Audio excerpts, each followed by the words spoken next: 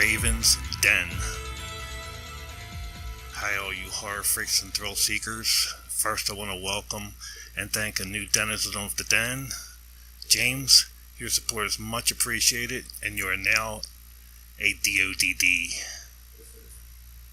We want you to become a denizen too, so come to victimsedge.com and become one. What are you waiting for? You know you want it. As soon as I get to 5 supporters, I'm adding a page with photos of the supporters, and there will be contests for prizes. Mr. and Mrs. Goth, Mr. or Mrs. Gore, etc. Our supporters can also have their projects promoted by the Den. Check it out and join the family. Tiers start as low as $2 a month. Plus, you get to keep your soul, unlike what other evil entities offer. You know who I'm talking about, Beelzebub.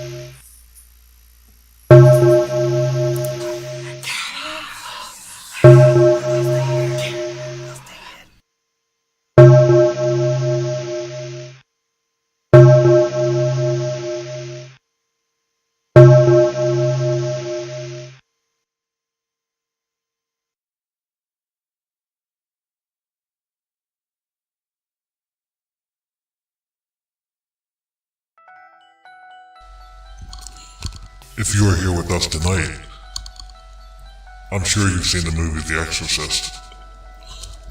But did you know it was inspired by a true account of demonic possession? There have been many more cases than that. Sometimes someone just gets unlucky and lives in the wrong house. But other times, people unknowingly invite malevolent spirits in by doing the things we will talk about tonight and not taking the correct precautions. Everyone has different beliefs, so I'll let you decide what precautions to take beyond the basics. The basics, though, always be respectful and serious. These aren't games, and you don't want to piss off a spirit, especially a demon. But if you do, send me a message and let me know how that went. With the Ouija board session, be sure to store the planchette and the board in separate areas when not in use. Always close sessions by saying goodbye and cleaning whatever conduit you used with a wet cloth. Leave the room that the session took place in for at least 15 minutes or longer if possible to help break the connection. And enough of the small talk. In ancient Greece, there was a temple devoted to Hades, Persephone, and the dead. Inside, there was a long hallway that was dimly lit.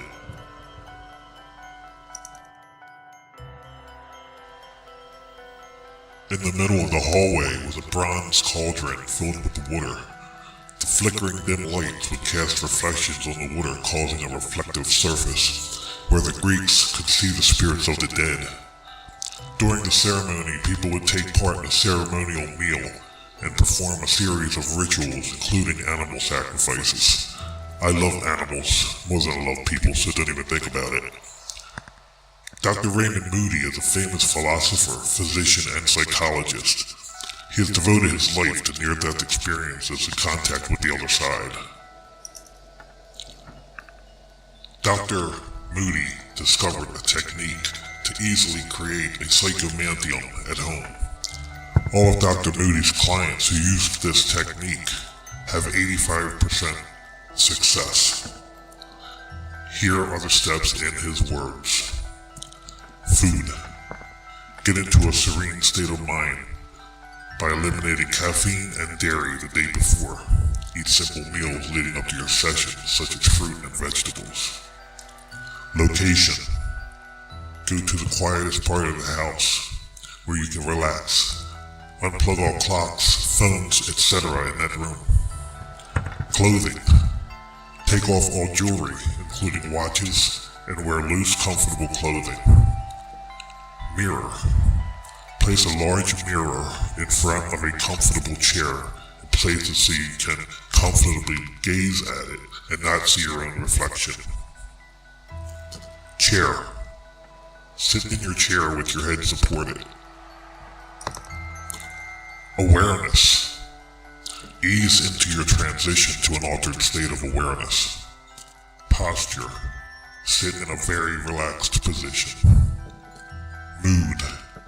Listen to soothing music for about 15 minutes before you begin to stimulate awareness. Memories. If your goal is to see a loved one, gather photos or anything related to them and get them firmly into your mind. Light. At twilight, light a candle and place it behind you. Experiment with its position for proper adjustment and begin gazing into the mirror. Once these steps are carried out, you should start feeling your arms getting heavier and possibly tingling in your fingers.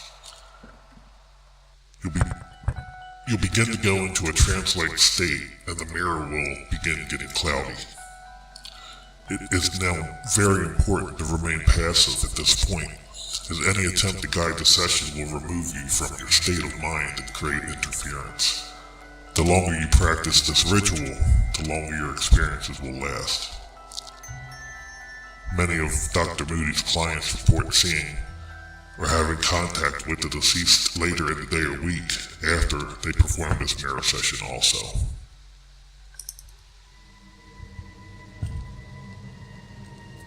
Number 2. The Seance.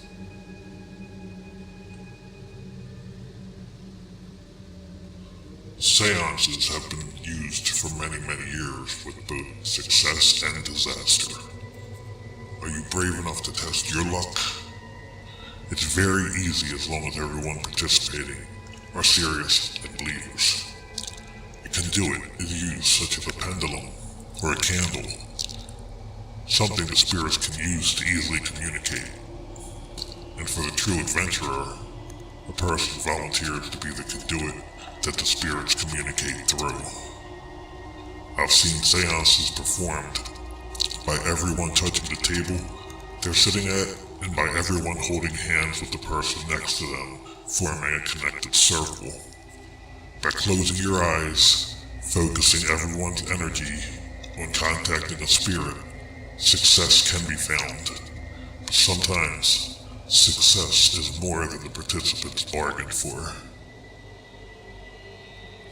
The demon known as Zozo is known through Ouija board session contact, but it does not restrict itself to Ouija boards. Zozo is well known by people around the world, the spirit known for having intimate knowledge of people's lives, and even worse, its ability to manipulate people into doing things against their will to do harm. Sometimes Zozo appears as a trickster, but it is known to have been behind other things as serious as murder.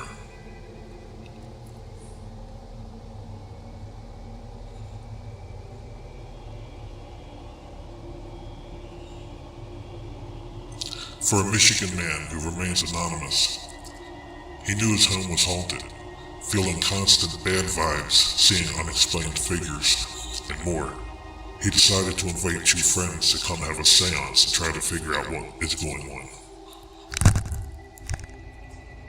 The man's girlfriend, who was present at the seance, began acting strangely as she began screaming at everyone to leave. Her body became a lot heavier than normal and her mouth began moving as if she was talking but no sounds were coming out. The spirit did make contact, claiming it was a demon named Enlil, E-N-L-I-L, and the room was a gateway. The seance opened the door and allowed them to come through. In another case, a spirit came through making contact stating its name was Eugene. It began stating it was afraid, directing the participant to the radio, which was playing a song by the band Heart, then began making cryptic statements including church and don't go. The next morning, one of the people who attended the seance discovered his distant cousin named Eugene had died overnight. He had been brought back a few times but died in the hospital. One of the times Eugene regained consciousness, he stated to the doctors that he was scared he would end up in hell for not attending church.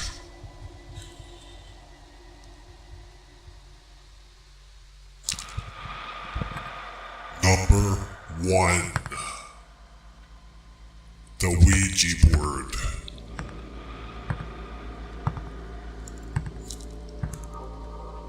Let's kick it up a notch, shall we? The reigning champion. Every sport has their Muhammad Ali, and in the case of horror and paranormal, the Ouija board is the reigning champion. Many doubters and non-believers insist the Ouija board is just a game. But let's sum it up very simply.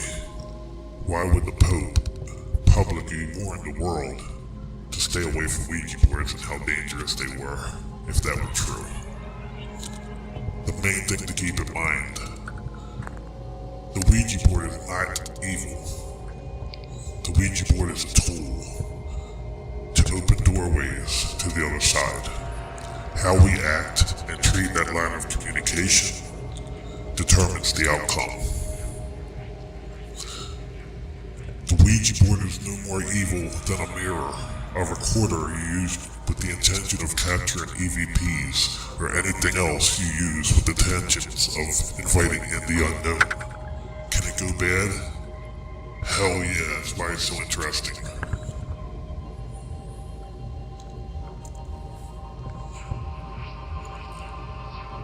If there wasn't a chance of that happening, there would be no sense of adventure, and it wouldn't be such a popular topic.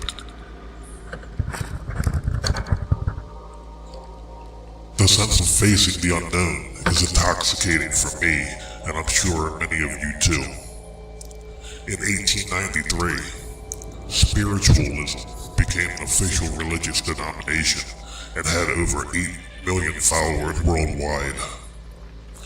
Christians immediately claimed that spiritualism was just a cover for witchcraft. The Catholic Church also had women working as prostitutes for them at one time, so maybe the word hypocritic is more fitting. Early spiritualists developed many ways, including one called alphabet calling. Letters were spoken out loud until a spirit knocked for a particular letter and spelled out words.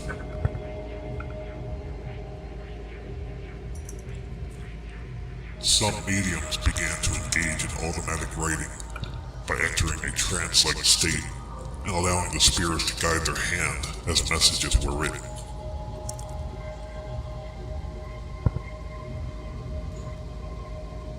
During one seance, a spirit suggested putting a pencil through an upside-down basket, allowing spirits to guide it over letters. This was the first form of what we now call the Ouija board. In 1886, pencils and baskets evolved into planchets and a board with letters. They called it a talking board. A company by the name of Kennard Novelty Company patented the version we know today in 1891. In 1882, Helen Peters, a sister-in-law of one of the company's founders, asked the spirits what the board should be called. The board spelled out the name Ouija. William Fuld made a fortune on the Ouija board and had regular Ouija board sessions and received advice from the spirits on how to run the company. In 1927, the Ouija board told Fuld to build several new factories, and the company became very successful. When the final factory was built, for some reason Fuld was on the roof of that factory and mysteriously fell to his death. While mediums and many others successfully made contact with spirits by using the Ouija board, there were also, of course, so-called physical mediums who began putting an elaborate hoaxes on to fool people, which led to the popularity of the Ouija board to cool off. During World War I, the Ouija board's popularity spiked again, from women asking about their husbands who were off fighting the war and especially on college campuses. This is when the Catholic Church denounced the Ouija board as evil. Despite the warnings though, the Ouija board steadily grew in popularity, and in the 1960s even outsold the game Monopoly. What firmly cemented the Ouija board's reputation of being evil is the 1971 novel and 1973 movie based on that novel, The Exorcist.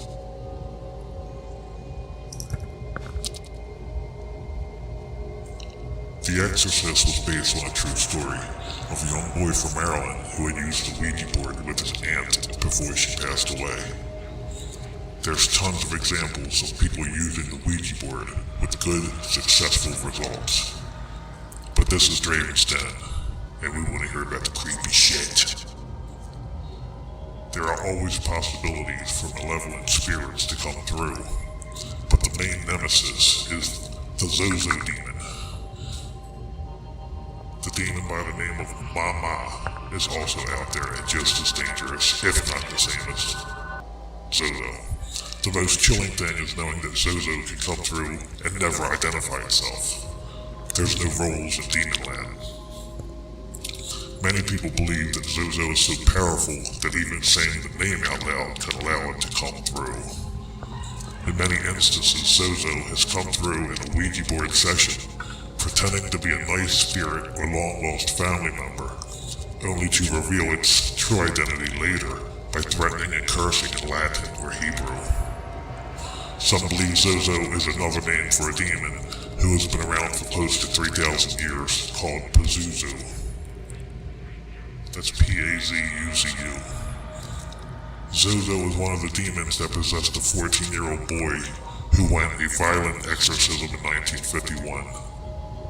His story, as I said before, became the inspiration for the movie The Exorcist. Zozo is also believed to be behind the 1977 Enfield haunting, where the face of a demon actually manifested.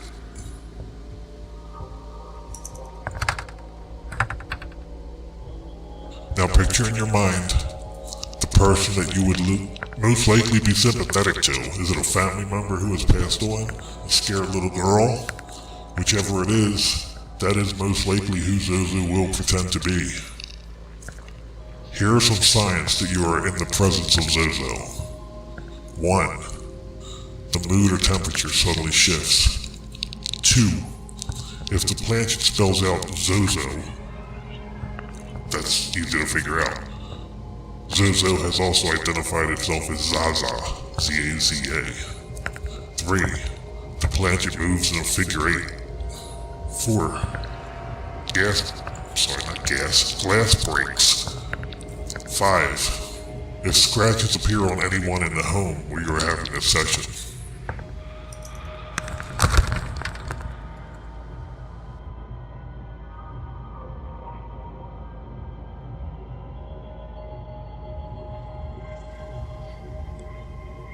So I guess I'll be nice and tell you some supposed rules of the Ouija board that keep you safe. I'm going to give you the short version. If you want a more detailed version on any of these, go to victimsedge.com, join our community. Also find my name is Draven's Den group on Facebook. Rule 1. Ouija boards are not a joke. Rule 2. Never taunt, challenge, or insult a spirit. Again, if you do, let me know how it went. Rule number 3. Never ask when you are going to die. Rule number 4. Never believe everything a spirit tells you. Rule number 5. I hate rules. Never use a Ouija board alone. This rule is one I myself do break.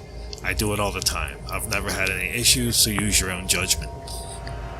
Rule number 6. Do not use a Ouija board in your home. Too late for me, I break that one too. Rule number 7. One person in the group should lead the session and ask all the questions. Rule number 8. If you are not the leader, stay silent. Focus your positive energy on the planchette. Don't remove your fingers until the session is over. Jumping up and screaming or running out of the room will only break the connection. Possibly worse. Number 9. No joke questions. Ladies, asking how large someone's penis is will only anger the spirits. Rule number 10. One person should be in the room as an observer to write down all responses from the board that will be figured out later. Rule number 11. If someone needs a break, remove the planchette from the board until you are ready to continue. Rule number 12. Have at least one person stay in contact with the planchette in order to maintain the connection. Rule number lucky 13. Always end your session by saying goodbye and putting the planchette on the word goodbye. Rule number 14. The location of your session should be dark with just enough light to illuminate the board. I always use candles. Rule 15. If a spirit identifies itself as Zozo, or if you get the feeling the spirit is malevolent, yes, there's others out there, the spirit begins counting down numbers or going through the alphabet. Fucking run! End the session immediately. Leave the room for a while to break the connection. Rule number 16. This is another rule that I break.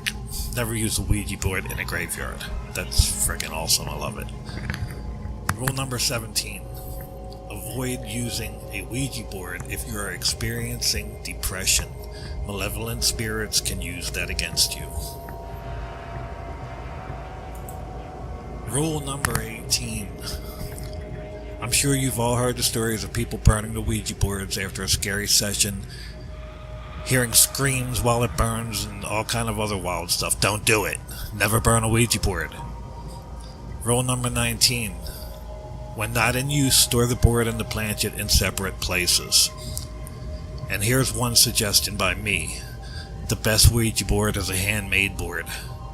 More energy is infused. Doesn't have to be fancy. Or you can actually buy handmade boards. Now, that's a lot of rules for the Ouija board. The ones you buy off Amazon or at a store, it's not going to tell you none of these rules. So, that's the end of our Ouija board session today. Don't forget, meet me at www.victimsedge.com. Become a Draven's denizen. You'll find all kinds of things to satisfy your hunger for creepiness. If you happen to run a website, podcast, or anything else related to horror, come join Draven's Den. We have a directory, and we want to list as many of our friends as we can. You'll get a photo and a link to your project on the homepage. Until next week, see ya.